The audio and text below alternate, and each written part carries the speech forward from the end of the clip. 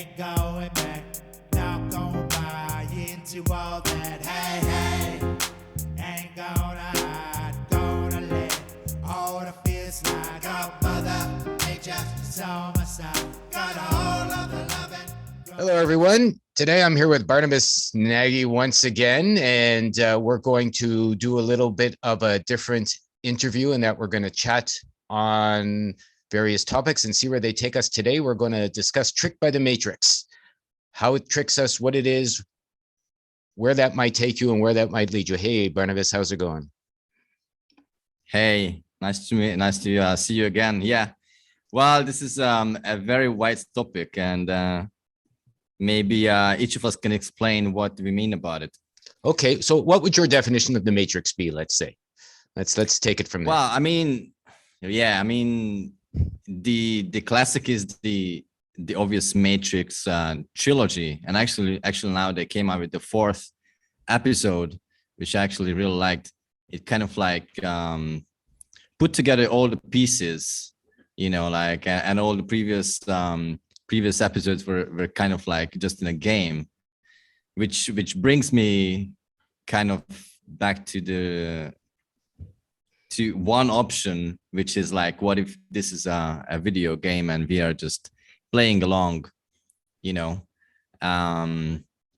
so and if you're tricked by the Matrix, you could be really plugged in some kind of instrument, like a pod, just like in the Matrix or in the Avatar. And I actually had dreams about this. So I don't know if you want me to talk about it, but yeah, I kind of like had an experience of this. Yeah, let's hear about the experience. Why not? Sounds like a good start. Yeah, so I had two dreams.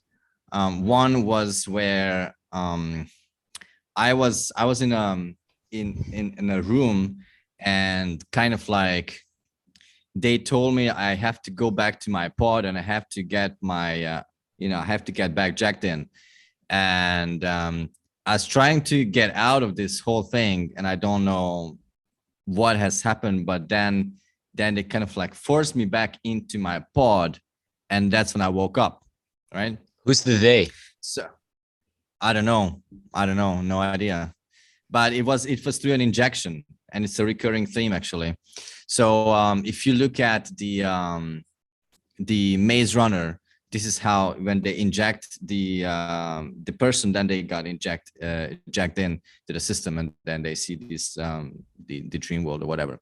So anyway, that was one, and the other one, I was in a war, and I kind of escaped from the front line, and then I went to the barracks where the soldiers were resting, and they invited me for a meal.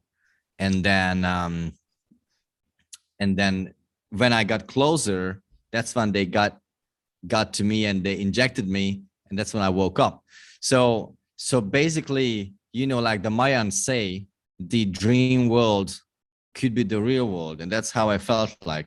So as soon as they injected me in my dream, I woke up. It's just like reverse. Right, the opposite. So they invited you for a meal. Do you mean they invited you to be the meal, or they invited you? No. Yeah. They offered me a meal. They offered you a meal. I mean, it's really interesting with the injection that's being passed along these days, right? As something that's being forced pretty much on the world.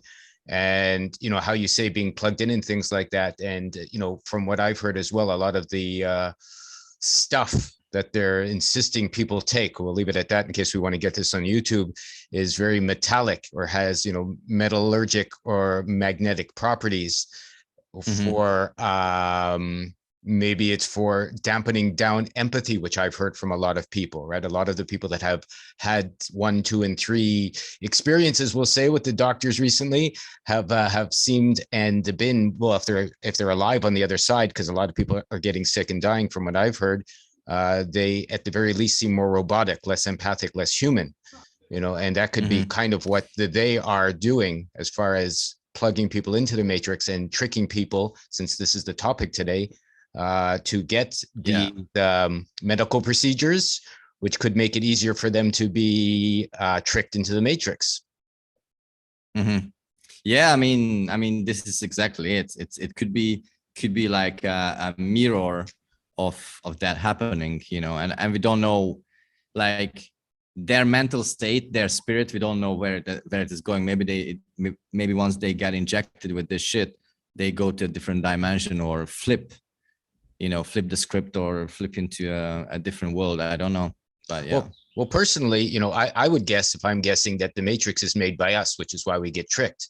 Pretty much being powerful beings, you know, I have seen for myself, our thought process, or what we believe, or what we take to be real, becomes real, you know, and a lot of what we decide, obviously, is not decided by us. I mean, we choose to take on media or other people's opinions, or what we hear over and over again from the TV, from the newspapers, from the magazines, you know, those sorts of things. And it seems to me that that's what brings people towards an imagination that might not be. Could be very interesting here, in that, you know, Barnabas had a knock at the door from somebody working on his property, is how I would say the Matrix is proactive or interactive, even with us humans. Is Barnabas and I started talking about the Matrix and knocking on the door, we got interrupted, you know, in the middle of things. And, you know, it's so usual. So I think it's a multidimensional experience of what, you know, since we're talking about tricked, is, you know, and people talk about Maya. Barnabas mentioned Mayan, which is an illusion, which is maybe the trick of reality, in how our energy makes up our dream, even to the solid world, even to, as we're talking about the Matrix, that world kind of starts to interfere. And, you know, being plugged in or not, perhaps that's one of the biggest tricks, is to see how you do make your reality on a moment by moment basis in relation to what you believe to be true. Yeah, I mean, if you look at the movie The Adjustment Bureau, that's a great example exactly for this. I don't know if you've seen the movie, but it's basically about how the Matrix have these controllers, or the warden, and these kind of agents can spill your coffee, you know, knock at your door, or, you know, you have an internet outage, to kind of adjust your experience. So you have an intention, you want to put out something, you have an energy that you want to do something, what you want to create with that energy. And if that is not in the script of the Matrix, or that or the warden, then they just try to disrupt you. And that was a brilliant example. So I think when you edit it, you should leave a little bit in the video. Yeah, for sure. We got stopped, and I'm sorry I stopped recording, but Barnabas's curtain also floated through and above and around the screen, you know, as we were waiting. So I think in some ways, you know, I would say we can bring a third point into, you know, tricked by the Matrix, is you see, you know, myself and Barnabas talking as humans on the planet, and, you know, we're talking about energy and movies and things we've seen. And then there's also the real world, which floats through your life, whether it's a flower or a plant or a tree or a bird, which in my opinion isn't controlled by the Matrix, but is the real world floating through, you know, your dream. So the reason I'm mentioning this is, as we're talking about being tricked by the Matrix, you know, perhaps we can talk about how you navigate through the Matrix in relation to the trickery, like what you use to notice what could be real and what could be matrixy. What do you think? Yeah, I mean, again, just have to bring up the example of The Adjustment Bureau. It's movie is great. I watched it many times, and so you can see that the guy is trying to go against the script, go against the Adjustment Bureau. And the things he found is sometimes you have to go against the law. Okay, so obviously I'm not promoting breaking the law here, but we are just talking about the Matrix. So so basically he was telling the taxi driver, if you want to get an extra $100, you'll have to break a couple of you know, traffic laws. And then they went through reds and whatever. So again, I'm just saying, as character in the Matrix, that this is what probably is required according to the movie, to kind of like, if you have that energy against you, you know, they try to block your energy, you have to do things out of the norm. And we can see this in many other movies. So we can see it in Avatar as well, right? So we talked about Avatar and Matrix, and in Avatar, at the end of the movie, he's basically taking an insane risk, and he's narrating the happening, and he says, sometimes your life boils down to an insane move. And that's when he got the dragon that no one was able to tame, right? Only like 2 or 3 generations before. And because he did that, then the people believed him. They let him lead him. So sometimes, you have to go against the flow, the norm. So like you have your regular routine, and you feel that you are being stopped or being hindered by these entities or the matrix or whatever. You have to sometimes do insane moves and break laws, whether it be government-made rules or man-made rules, or I don't know, rules of nature or whatever. Again, I'm not promoting illegal stuff here, but you know what I mean. Well, so, I'll promote it then, because I a little bit here and there, because I have elect to govern yourself right behind me, which basically means you make your own rules.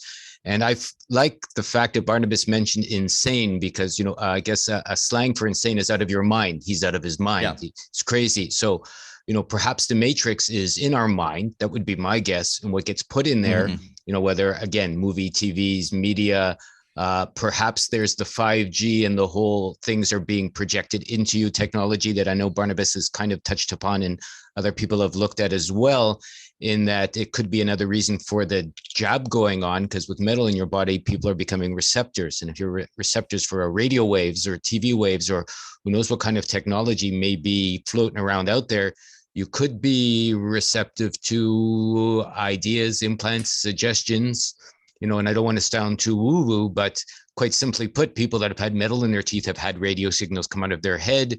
I found that when I'm lower in my energy, my thoughts get a little louder than when I'm higher in my energy. So getting out of your mind, going against the grain, being illegal, breaking the rules, what are the laws anyways, could be exactly how you untrick yourself from the matrix, because you have to find a different sort of strategy for navigating through the world. Oh yeah, sure. I mean, talking about illegal, I mean, I don't believe in the government, and of course anarchy is what we should be aiming at, because no one gave them the power. I didn't give them the power, so that's a good one.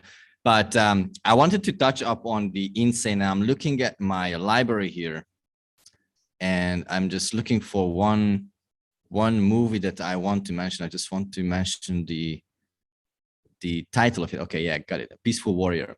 So yeah, the Peaceful Warrior. There is a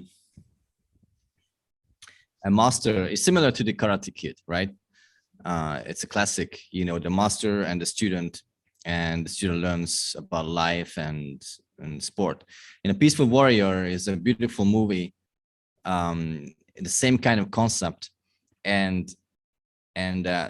once the master pushed the student into the water, right? And the student came out of the water, and then he told the master, "Hey, are you insane? Are you out of your mind?" And the master said, "Yes, I am." And it took a lifetime of practice to get there. Yeah. And I really love that, because, most people associate being insane or being out of your mind something negative. But actually, the master realized that when you are in your mind, you are plugged into the matrix, and the most of the dilemma we have in life, and I experienced this myself, I'm sure that most people did as well. Most of the dilemmas, most of the conflicts inside of us is between our hearts and between our minds, right? So it takes a lifetime of practice to get out of your mind and be in your core, to follow your heart, to follow your intuition, which is again just being inside your spirit, your higher self, or whatever you want to call it. Yeah, I'm practicing this every day, like it's a crazy one. It is, they used to, and I think I've mentioned this in other videos, when they asked older style Japanese people, because I live in Japan, so I've studied a lot of the culture where they do their thinking, and they used to point to their hara, to their guts, right? So in the olden days, they didn't point to their head. You'd ask, Westerners where they thought they would say here. So, taking a little further what Barnabas just mentioned, your guts as well, your gut reaction, your intuition. I've heard and I feel from a lot of the cell studies people have done, we have a second brain in our guts. And one of the ways, since we're talking about tricked by the matrix, is to pollute our guts, right? Whether it's bad food, alcohol, stress. Where do you feel stress? People get ulcers in their guts. So the world is stressing us all the time. Obviously bad food, look around at how fat people are getting. I would like to say I apologize to the fat people, but on the other hand, I think, there's something wrong with letting yourself get unhealthy. And as far as being strong and energetic, and I'll put it that way, I'm not going to put any moral stance on it. And so when your guts are polluted, and I'll talk about myself, when I eat a lot of junk food, or I've had a drinking binge I used to have years ago or whatever, my intuition's dead, because, literally it's full of shit. It's full of shit. When you're full of shit, you have to go somewhere else. And then you get back to your head, as he said, and what is going on? How are you tricked? What is going on in the mind? And, the they, where do they live, that Barnabas saw in his, and I've had similar dreams, and I would say they live in a place you can't see with your eyes, you have to feel, and pretty much behind those voices in your head that give you bad advice would be my way of saying you get tricked by the matrix. Yeah, exactly. I mean, there was a guy I met still in Hungary. It was a German guy, and he went into meditation quite a bit, and he joined the monks for a couple of months, Buddha monks, and he was meditating, I don't know, for like, he told me almost like 24 hours or something like that. And he said it was insane, like all the things his mind was telling him, sometimes he was happy, sometimes he was sad, sometimes he, all the things you can imagine in the scale of your mind, he was getting that. And basically that's the thing. I had a really horrible experience when I was still a child. Basically it was a dilemma, and my parents didn't want me to be in music, right?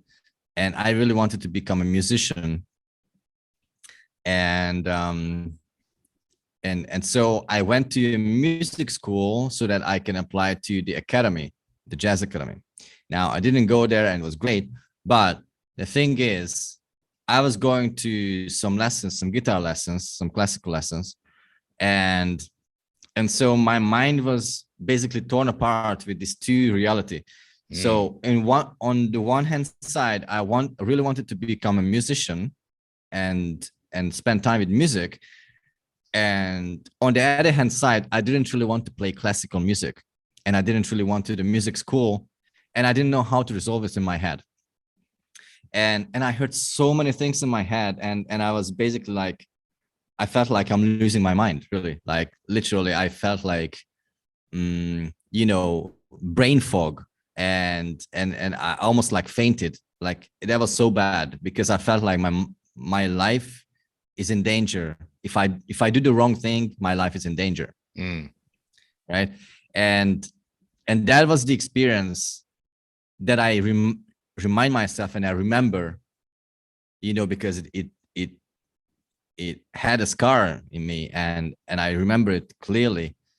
So whenever I have a dilemma or any kind of these things, I usually know that this is my mind that I'm fighting. And all I need to know is just to cool down, do something else, that is not related to any of that I'm trying to deal with, and the answer is going to come to me.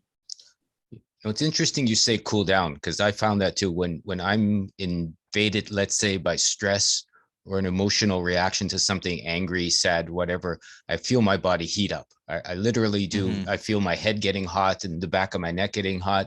And I've always wondered what that is, because I've had some strange dreams too. Even recently I was meditating, and it's funny we're mentioning this just before I went to bed one night, not so long ago, and literally felt like there was a net around my body that wasn't mine, almost like a cage that was surrounding me, that was, you could say, plugged into a matrix of a kind. But this was a very visceral experience I had. Like I was seeing it and feeling it, and almost like something you wanted to tug off your system. And so I've noticed, like Barnabas suggested, that when I'm about to make a choice and I'm getting heated, something funny is going on. I'll take a walk, I'll take a dance, I'll go listen to some birds, and I'll wait till I cool down, quite literally, so I'm not emotional, to make a more intelligent choice for myself. Yeah, exactly. And I mean, for me, okay, I tried the cool down method, or maybe I didn't use the right word. What I meant is distract your mind. Yes. Okay. So because when I try to meditate, maybe it's just me, I don't know, but or do something that is usually calming, I don't usually calm down because my mind is still racing. So I have to focus on something else. So if I do something on a computer and I'm thinking about that and it bothers me, then I go out and start to cook. Okay, for instance, it distracts my mind, and it's not really a regular way to cool down. It's not like listening to calming music, but I'm distracting my mind doing something else. And while I'm cooking and using different spices, maybe that's when I'm getting the idea, okay, yeah, actually, why the fuck am I, being bothered by this? It's just, I just have to focus on one step at a time, and it's okay that I'm not progressing according to my imagination, let's say. And yeah, I just did that way. I think it's one of the tricks of the Matrix is you get this idea of what meditation's supposed to be, from the Beatles to transcendental to sitting there, with long hair with your legs crossed and your arms out like this. I found the same thing. For me, meditation is long walks. If I'm crazy, I'll take a long walk halfway through, I'll calm down and new ideas will come, or I'll cook. I like cooking as well, whatever. So meditation for you could be anything. It could be dancing, could be singing, could be painting, could be listening to birds, could be, playing in the garden, what have you. And in my opinion, a meditation is simply whatever stops you from thinking too much, right? So that another. Yes, exactly. Because I told this to people, and especially women are quite susceptible for this. And I told to several girls that I dated and had some issues with certain things. I told them just don't think of it, because the more you're thinking about it, the worse it gets, and it's going to kill you. Like literally, it's trying to kill you, these thoughts, and I know that because I had a time when I got seriously depressed, and I had anxiety and panic attacks and all that shit years and years ago. But it's real, and it's really, really tough, when you deal with it, because you just don't know what the fuck to do. Okay, so I'm so happy that I realized what I have to do. Just get the fuck out and do something else, and don't. You are not going to be able to solve the things of the world in your head. It's just not possible. That's the thing. So if this is a computer, it has a task of this distracting you from seeing with your third eye, or with your intuition, with your heart. Don't you agree?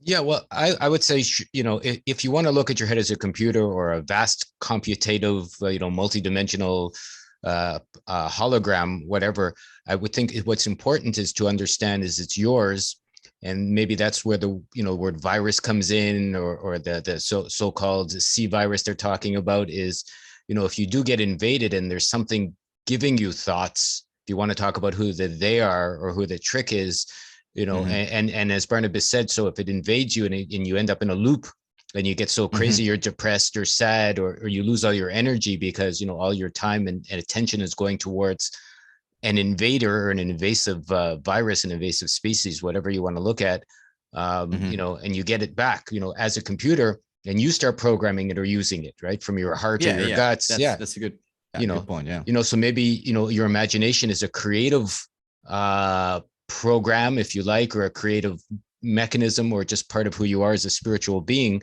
And it's been invaded, in my opinion. And I really think that's why they're calling it the C virus, the crown virus. I think it's where the monsters live personally. And and they kind of tell you the truth. That's another way we get tricked by the Matrix. They're saying there's a virus. There is a virus going around, but it's not something you can catch from, your poo, as I've been reading there. It's not passing along through pee or breathing on someone. It really literally is passing along through this mental process of people sharing it with one another in a non-physical way, in my humble opinion. It's a mind virus. It's totally a mind virus. That's definitely. And like right now, this time of my life, I came to a point. I don't think I'm like totally done with this thing, or I'm totally perfect. But at this point, I'm using this computer only when it's really necessary. So doing computation things, like computing how many potatoes do I need in the soup, or how to record a song and what kind of microphone I need. You need to use this brain to compute these tasks and to give you an answer. But other than that, I don't need it. So when I have 3 choices of microphone and I looked at all the options, I sometimes, before, I spent like days to think about which one to choose. But now I look at it and I know inside that I want this one. I mean, it's interesting if people even study, scientifically speaking, and I don't mean scientism, I mean real science on how the brain works, never even gets an image. The image is light that goes into your eyes, and it's inverted it and then interpret it. And so what is your interpretation system? I mean, tricked by the light, and we see 10% of light. We don't see the ultraviolet or the X-rays or the what have yous. There's so many bits of reality. We use supposedly 8 or 9 or 10% of our brain. I mean, what's going on? How hard is it to trick you? Like, why are there chemtrails? Why are they blocking the light? Why is artificial light passed along? Why do they insist or share so much about people wearing sunglasses and being afraid of the sunlight? Yeah. That's a big thing. I mean, especially in Mexico, sunlight is sufficient, and sometimes more than sufficient, and so many people use these blockers, but they don't know what they do with their mind and with their body. I mean, our eyes are sensors. So when you go out and your sensor sees that there's sun, obviously there are certain protective mechanisms to save you from the sun. Okay. And when you block this, your mind interprets it in a way that you don't have as much light, so you don't have that much protection, and then you got burned, sunburn. So your eyes work this way. So that's why if you have sunglasses on, then you can get sunburn quite easily, because your protective mechanism is not working. So interesting. Yeah, that's one thing. Yeah. Interesting, because I don't get sun. I mean, also, I don't wear sunglasses, and I heard they get burned. Also people who just use glasses, which is unnatural. They block out certain lights, and I mean, our eyes are probably built in a way by whoever built us not to see certain things, like the spiritual things that is happening, but it's invisible. Right. I think we are built to see everything, but we get tricked by the light, whether it's the glasses. I mean, I did a video with Yummy Doctor on healing your eyesight, which is about seeing what you expect and why, when you're in puberty school, it's when most people start wearing glasses originally, when they get messed up maybe with what they're seeing or not seeing. And also, since we're talking about Mexicans, when I was living there, some of the huicholes, when I stayed in the mountains in central Mexico, had shared with me at the time that one eye is for recepting or receiving light and one eye is for giving light. So perhaps that's why sunglasses even further mess you up. As a plant, you take it in, you can be nourished by it, sun gazing and all, which can increase your energy. Yeah. So maybe another reason they're blocking the sun, it could be quite simple. I mean, if you look at a bird, Barnabas, like when it gets hot here, they go sit down in the sun, they spread out their wings, they clean the garbage from the winter, from the so it's a cleanser. The sun's the best cleanser in the going. So it's another interesting trick of the light, we'll say, when they tell you to be afraid of the sun because it's bad for you. Yes. Yeah. I mean, most of the things they say is good for you is bad for you, and vice versa. Yeah, so I would agree. It's an interesting backwards world. So tricked by the light, TV is a light. Radio waves are a light, the media is a light. Obviously cell phones come through on light, so all of these systems, get tricked into us. And if you're not paying attention, they become real for you. And what you say is real is how you make. And I would say that's the matrix, because I would guess, since we're talking about tricks and light, I think it's made of light as we're made of light, and how we make ourselves in our light is how we can create that matrix. That's why it's a beautiful trick. And that if you're tricked to put yourself in a cage, you stay there. Yeah. And that when Neo is going to the machine world and he's blinded by Agent Smith, so he loses his sight, but he can still see the lights. That's the interesting thing. So it's kind of like what we are talking about. Well, they say the third eye is made of the same cells as your eyes. I don't know about you, but I've had these times when I'm meditating at night. So it's inside your third eye, but it's made of the exact same cells and receptors as, the two other eyes you have. And I've had the experience of being able to see with my eyes closed many times. Whether I'm meditating, and at one point when I did a journey of peyote, we'll say, I also had that experience of being able to see very clearly with my eyes closed. So again, what's really going on, and what do you see, and what is generating these visions that you take as real in your mind? Yeah, and I mean, if you look at the dreams, the vivid dreams, you're usually dreaming with closed eyes. So how it's, if you could see the same movie, you wouldn't know whether this one was with your imagination or with your dream or through your eyes, right? It's kind of like the same kind of experience. So it's interesting, sorry. And one more thing about the trick by the light is that I had a video series about reincarnation, and that's when it comes in, going into the light, and lots of movie references are about this. Don't be tricked by the light, you go into the light. I mean, generally speaking, light is positive and dark is negative, but not always. So you have to differentiate between the positive energy. I think it's more important to look at the energy rather than light or dark.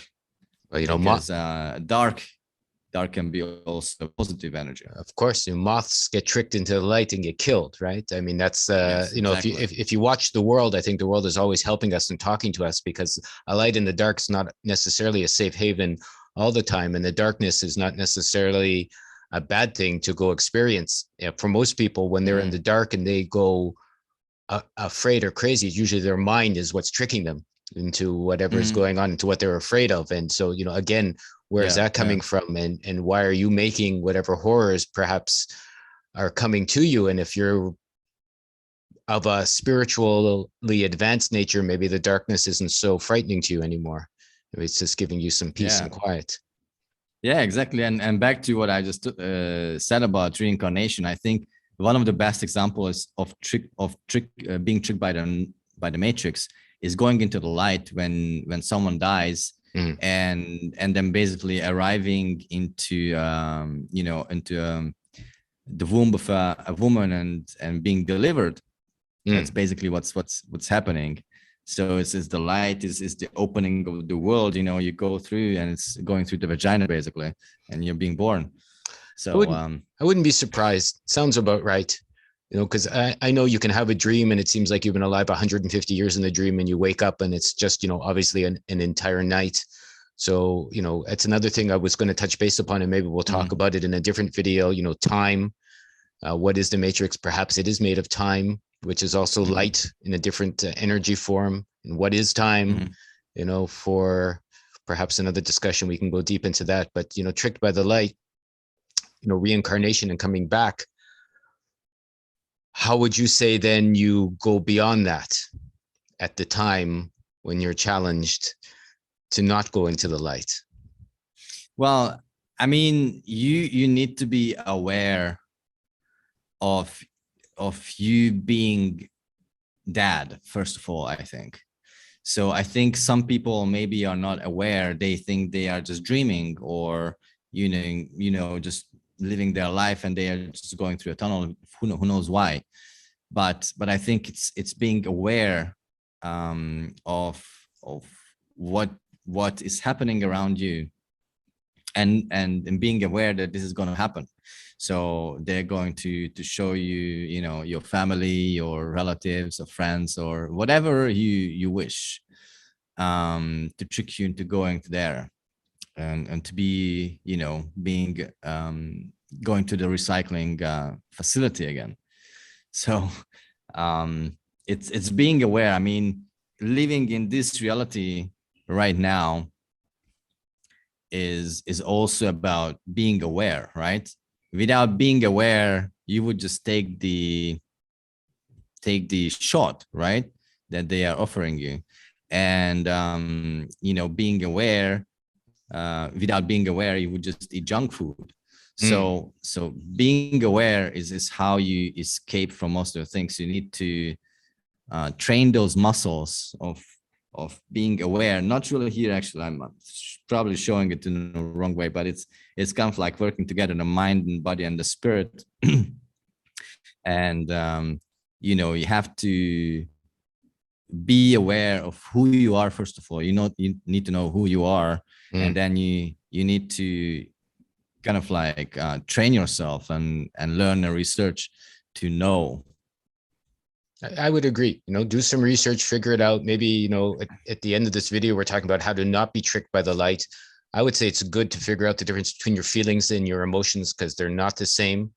I would say, going back to what Barnabas said, when you come back, or they trick you through reincarnation, they probably use your emotional body. Oh, my mother, oh, my father, oh, my friends, oh, the life I missed, the problems I didn't fix, I want to do it again, right? So this is all an emotional, whereas your feelings might say, well, fuck that, I'm not going back to that horror show. I want to go do something else, right? And that's more of a gut reaction. It's like, oh, that sucked, keep moving. Whereas your other ones, oh, my mommy, my daddy, I miss you, the emotional, which is, which the sappy stuff, which literally what happens to a fly in sap, right? You get stuck coming back. Yeah. And I think it's your life is basically a training stage for all that, right? So once you arrive to that tunnel, you need to be ready. And if you haven't practiced how to be out of your mind, just like the master said, you will not be able to make it. You're going to be recycled again. So I know in my life, every single day, it's a training day to know whether I'm going with my intuition, with my core, with my heart, or with my mind, or some kind of impression that just arrives, like the environment, or just reacting to things. Right. Because that's where lots of people get stuck in. And I'm not saying I'm not guilty of that sometimes, because as I said, it's a training. So I do fail and do mistakes, but that's the point, to learn how to get out of this trick by the matrix and go with your real core and not to allow these emotions or just the being reactive to influence where you are heading. I would agree. Perhaps that's why one of the older biblical things, and I'm not being religious at all, is your soul being weighed with a feather. And I would say that basically would involve you being out of your mind, because your thoughts are heavy, considerations are heavy, emotions make you feel very heavy, whereas the rest, your intuition makes you feel light. Light as a feather, light as air. So whatever's holding you down. And again, as Barnabas said, I've made a million mistakes in my life, and I found every one of them has made me heavy. And it's been the opposite when I've learned how I've been wrong to light my load, light my belief system. Who knows how long we could maybe live for hundreds of years. I've seen pictures of guys that are supposedly 200 or 300 years old. I've seen older people that look younger and younger people that look older. And for me, I think it's all part of a trick by the matrix, the aging, the system, what you're supposed to do, what you're not supposed to do, what you eat. Oh, yeah. Everything they tell you is healthy kills you. Everything they tell you is laws, change you down. Everything they tell you helps you to be free is bullshit. So, how to be tricked by the matrix, go the opposite of what they tell you. What they say is true. And pretty much, I think you'll find for yourself, at least that's what I found. You're already getting farther away from the matrix when you follow your own guts and stay away from what anyone else tells you you should or shouldn't be doing. Yeah, man. And about aging, you touched on that topic. It's interesting that nowadays when I meet people and they ask me how old I am, they are absolutely surprised how old I am. And lots of times I ask them, what do they think? I don't tell them my age. So when I ask them, they tell me 27, 29, 30 years old, maybe 32. And I'm 37. So, like sometimes 10 years younger, they say I am. So yeah. And actually just today, I looked at some of the older pictures I had. It was basically like 2 or maybe 3 years ago. Some of the music videos I did back in Hungary. And oh man, I look like 37 on those pictures, but now I don't. So even me, when I look at the mirror, I can see that doing the right thing, following your intuition, eating the right things, and just really doing what you're supposed to do is going to make you younger. Because oh my God, it's the worst thing in the life when you do the wrong thing that you don't want to do. It's just the shittiest feeling ever. Like, you can eat bad food or do bad things to your body or your mind, but when you're going on the wrong direction and it just kills you inside. Like, that's the worst thing ever. Yeah. And I had my part in it, and I just don't want to do this. I just don't want to do this anymore, because I just know it kills me from inside. Yeah, I think that's one way to be untricked by the light. And I agree 100% with what Barnabas just said, is I can feel deeply when I go against my own intuition and my own feelings. And perhaps age is, if you're running a program in your head, or you're living from your eternal feelings of your heart or your guts, or where you really come from. And I would say the closer you get to who you really are, a part of infinity would be my guess, the younger you stay, because if there is a creator and there is a being and there is something, man, woman, whatever, that brought you here, I don't think it would put you into a system whereby things are so horrible, but it would give you the ability to put yourself into that system so you could learn how to get yourself out of that system. And then, from there, get yourself untricked and out of this crazy matrix that, from me, I think is how the monsters keep us. Yeah, absolutely. And I don't know if you know this Indian guy called Sadhguru. I've heard the name. Yeah, he's like like a sage kind of. He has quite a big audience, a big YouTube channel as well. He's a public speaker. And anyway, he had a video, and it was really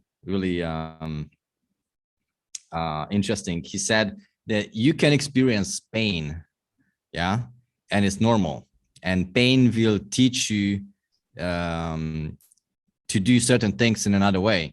teach you what is good and what is bad and what you should be doing and what you shouldn't be doing, right? That's what pain is for. But suffering, it's a choice. You choose to suffer and to stay in a state that that is bad for you. Okay, so exactly what we are talking about. If you don't do the right things, then you're going to suffer, right? And suffering is horrible. Yeah, and you know, I think most people have experienced suffering, and it just it doesn't help you. It doesn't teach you anything. You know, it just being stuck in one point, and you're stationary. You're not going anywhere. So yeah, pain and suffering is two different things. Well, since you don't necessarily have to suffer when you have pain. And how you get out of suffering, I found, since we talked about this topic, was going to maybe leave it for another time. I would say it's forgiveness. Forgive yourself or forgive the person you're suffering with. If it's self-caused pain, give yourself the pass and figure out how to do that. Because usually that's what suffering is, right? He treated me bad. She treated me bad. You know, you're considering, you know, being done wrong in a relationship, or you're considering how you made a mistake. You know, you weren't good enough, or you're too this or less of that. And so what suffering is an internal mind loop, in my opinion, that keeps you, you know, lower energy. So if you forgive yourself or you forgive the other person, maybe from there, you'll be able to figure out how to get out of that suffering. At least that's been a good strategy for me. Maybe we could talk about this in another video, because about forgiveness. That's an interesting topic, because I agree with you in one way, but in another way, I see a different approach here. What do you mean? Well, let's talk about it. We're going on. Maybe we'll go from okay into suffering. Why not? All right. So that was a video by a guy I follow on YouTube. He's a war. So he was vegan and he almost died. Right. And then he switched to being a meat eater only. Right. Raw meat eater. And he had a video about not forgiving anyone ever. And he said, because in nature, it never really happens. And I kind of agree with him. Like, if you look at animals, if an animal does something bad, then the other animal is going to react. It's kind of like karma. So if one dog bites another, they're going to bite back. They're not going to like, okay, go, and I forgive you. You know, so basically he was saying is that forgiveness is a Christian concept, and to get away from that pain and suffering that you're feeling, you need to what is the word I'm looking for in English? Sorry, to pay back. But what's the other way? Retribution, revenge. Exactly, revenge. And that gives you the positive feelings that you need. And I mean, I don't 100% agree with this, but I see where he's going with this. No, I agree. I agree with you in the way. I think that's the trick of the language, right? You know, because forgiveness I don't mean forgiveness from a Christian thing, turn the other cheek. I mean, if someone's a motherfucker, you know, letting it go maybe is a better way to put it, you know, because maybe you have to be angry with them. And then, okay, so maybe that girlfriend treated you horrible, let's say, or the boyfriend treated you horrible. So you just want to go, it's all right. Like, it's all right. No, it's not all right. Right. To be treated bad. Right. You know, it's not all right to treat yourself bad. So maybe, you know, my definition of forgiveness would be to let it go, and then you don't suffer. Let it go. Perhaps. Yeah. And you know what? So I was dealing with both extreme. So I was a Christian before, and for me it was kind of like I had to forgive the people and without even expressing my feelings and being angry, and that is not healthy. So I think the best way to deal with this is letting out your emotion, letting out the fume and went out. Yeah. and then let it go, as you said. Yeah, when you know you can't do more, when you know you can't really revenge, or it's not possible or whatever, you have to let it go. Right. And that's a difficult part for sure.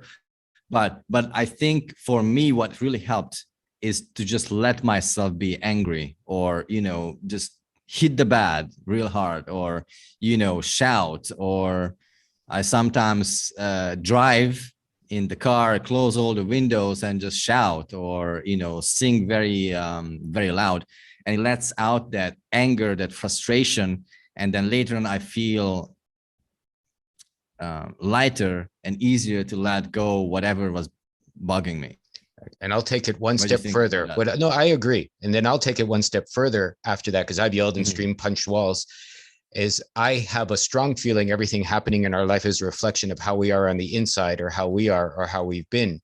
So how I've let go of these situations, if I've been treated bad, I would sit and go, well, how have I been the same? How have I treated other people bad? If people have been mean to me, how have I been mean to other people? If people have cheated me, forgotten about me, broken promises with me, whatever, fill in your own blanks as to how you've been treated poorly. For me, 100% of the time, and I'm only talking about my experience, and if I look and I go, whoa, how have I treated people? How have I been mean? How have I been horrible in relationships? How have I been forgetful, et cetera, and I see, I've been like that person in this way, that way, and the other way, then there's a double forgiveness going on, or a double letting go. Because I think, if I'm learning to love myself by letting go of how I've been mean, or how I've been, greedy, whatever, and then I see how they've treated me the same way, then it's easier to let go of the situation, because then I can appreciate them showing me a bad part about myself, so that I can do a spiritual healing or an energy healing. And then I feel lighter. We're getting back to how you get out of the matrix after that's happened. So I agree with you. But then I think, take it one step further and shine the light back on yourself, so to speak, and see, you've also been a bastard or an asshole, or whatever, fill in your own blanks at how you've been a horrible person. Yeah. And I mean, at that point, when you do that, that's when you can correct things, Right. So like you start a new version of your karma, right? I mean, I experienced both. So I wouldn't say all of my experiences were like that. Some of my experiences were like what you said, but some of were like, I got something negative, even though I thought through my life and I didn't do that, never to anyone. And I got such. Maybe Absolutely. Maybe you're doing it to yourself somehow. That's the other way. Could be. But I think it could also be back to these agents like the Adjustment Bureau, that you are putting out some positive energy into the world, and they don't like that. They just want to stop you, and it happens to me all the time, and it just annoys me, angers me, whatever. And I don't do that to people. I don't know if I do that to myself. Maybe I do. We could go back and forth about this. It could be the challenge for getting stronger, right? You put out a good energy, exactly. Like you put out good energy, they go, stop that. And you have to go, fuck you. I'm going to keep doing that. And they go, what if someone calls you this? And what if someone takes your money? Or what if the dog bites you? What if it's a rainy day when you want the sun? What if your shoes are too tight when you want to take a long walk, right? Whatever. What if what if you need laundry and the laundry place is closed? I don't know. I've been to Mexico looking for laundromats before and they're all closed. So so what if something, and then you got to go, doesn't matter, right? I'm still going to be happy, positive, whatever. So maybe those Agent Smiths are just good challengers to keep us honed and sharp and ready for what goes on once you get out of your mind and you leave your body behind. Who knows what's coming then? Yeah. It's an interesting one. I mean, I don't think there's a one way to do these things. So everyone has to find their own way how to deal with stress or situations that keep them back. So we can kind of talk about templates or processes that can help, but everyone is different, and everyone have different talents and needs and requirements in their life, and different personalities. So everyone has to know themselves. I think that's one of the most important things, to know yourself. I would That's how agree. the Matrix starts. You know, when Neo goes to the Oracle and she shows, you know, what is written there, and it's in Latin, and she says it's know thyself. Maybe that's how we can end this, and how you get untricked by the light. There's a million things, like the Sadhguru. We almost work with him. I saw a picture of him with Charles Schwab. You wonder, is he real? Is he not real?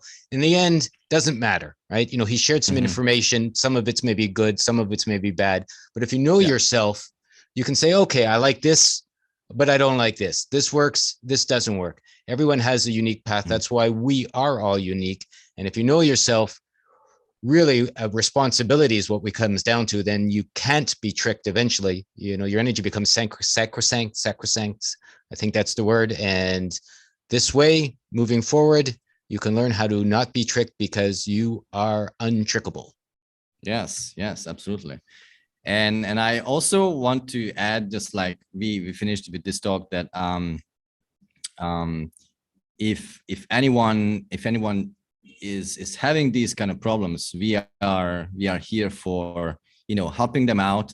And if they need, you know, we are ready for a one-on-one consultation of any kind, you know. So just get in touch with us if you feel that we could be of help, and could see what we could do.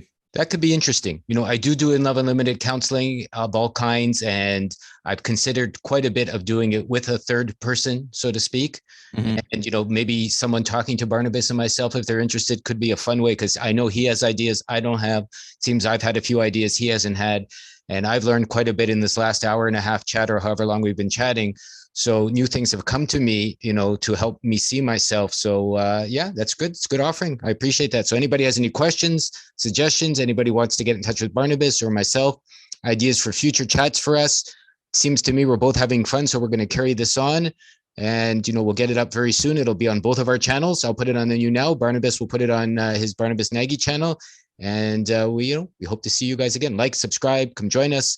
Barnabas is joining our hub, by the way, newagora.ca. His hub page is going to be up there very soon. We're going to be stronger together than apart. We're bringing a whole bunch of good people together. So if you have a good idea, you have a good service, you have something we haven't thought about, give us a call, give us an email, let us know. We'd love to see you as part of this great new world we're, you know, making. You want a better system, make it yourself. I reached out to Barnabas. He said yes. I've reached out to other people. They've said yes. Reach out to us. Perhaps we'll say yes. And who knows where all these lovely things can take all of us. Barnabas, this has been great. Thanks for chatting with me today. Yeah, it was great chatting with you. And yeah, amen to all of that. Amen. Okay, I'll talk to you guys very soon. I love you all very much. See you guys on the next one. Can't make me lie to my heart. No one tells me where I should start. Freedom first is what I say. Nothing now gonna get in my way.